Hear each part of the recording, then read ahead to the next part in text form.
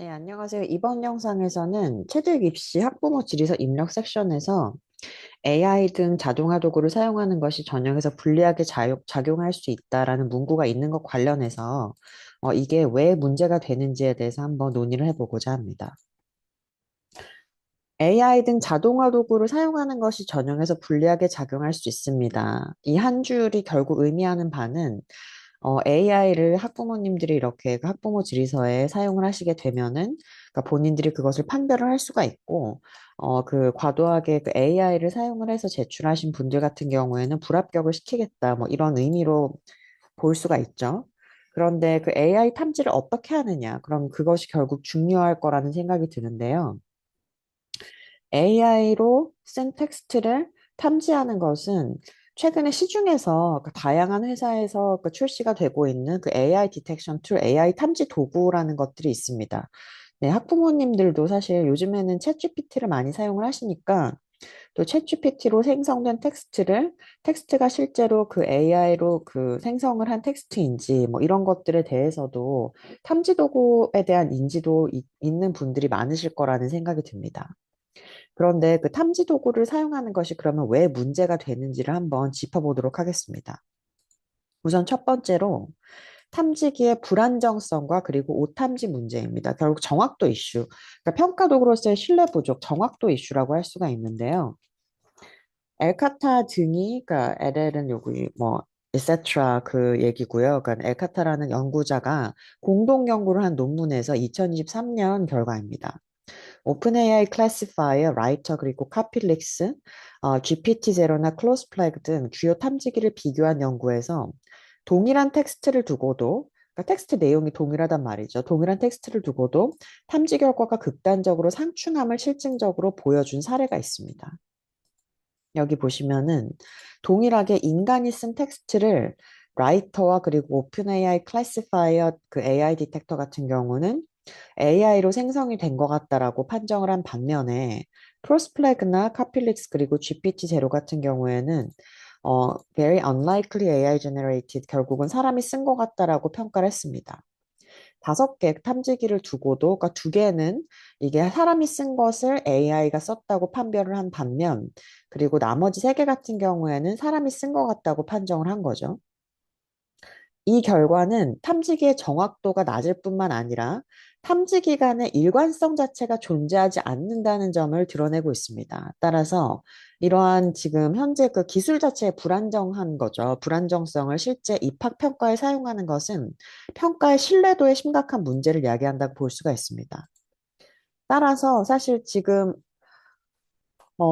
체드윅이 어떠한 종류의 AI 디텍션 툴을, AI 탐지 도구를, 네, 디텍션 툴을, 네, 를 사용하는지 확인할 방법은 없습니다.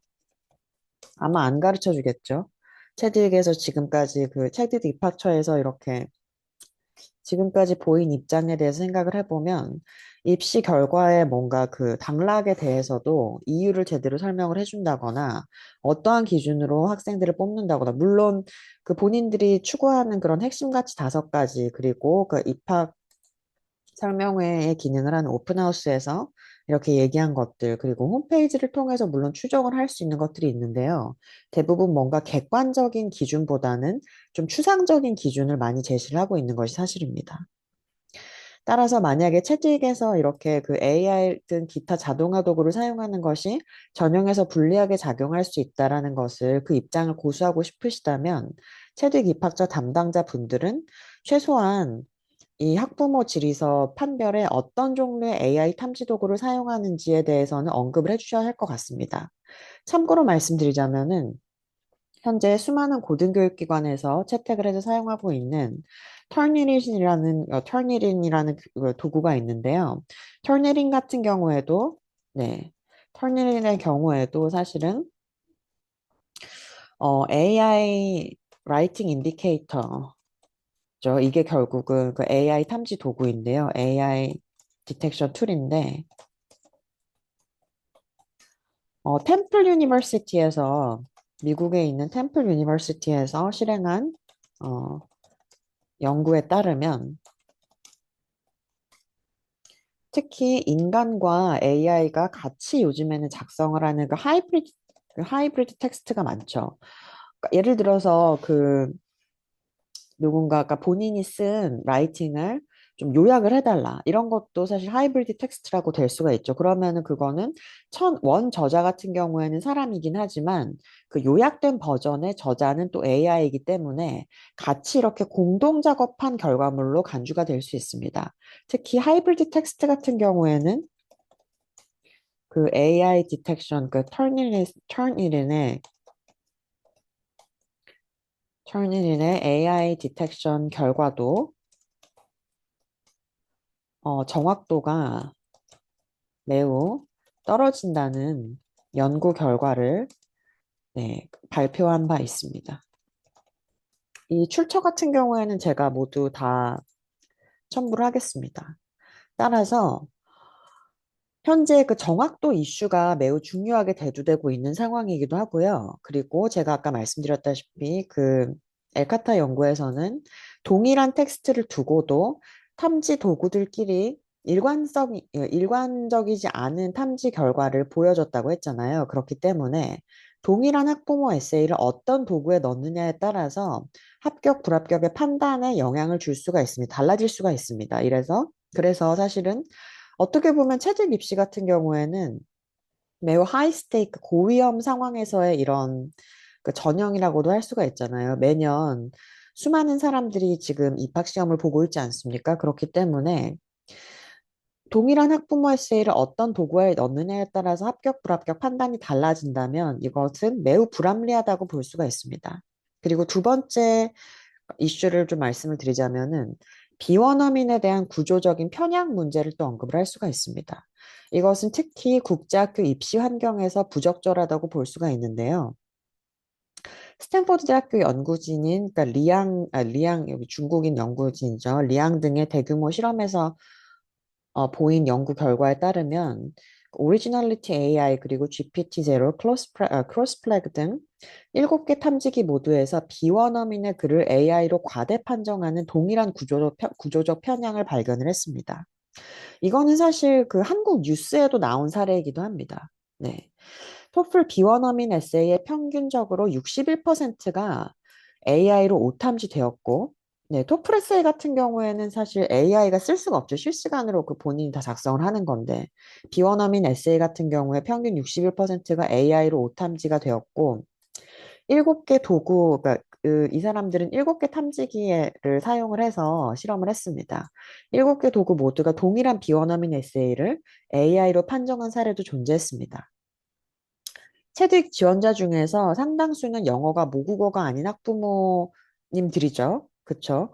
그리고 이분들의 글쓰기 특징, 예를 들어서 본인들이 직접 이렇게 쓰신다고 하면 아무래도 그 원어민이 쓴 것보다는 문법적으로 단순한 그 스트럭처를 가진 문장을 쓰실 경우가 많고, 그리고 제한된 표현 다양성 등이 영향을 주기 때문에 결국은 이런 내용들이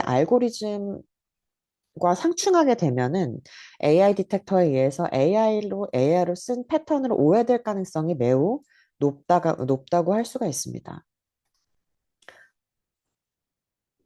제가 알기로는 채드윅은 그 존중, 정직, 공정 등의 가치를 이렇게 핵심 가치로 내세우고 있잖아요. 책임감, 그리고, 컴패션, 배려심 이런 것들이 있죠.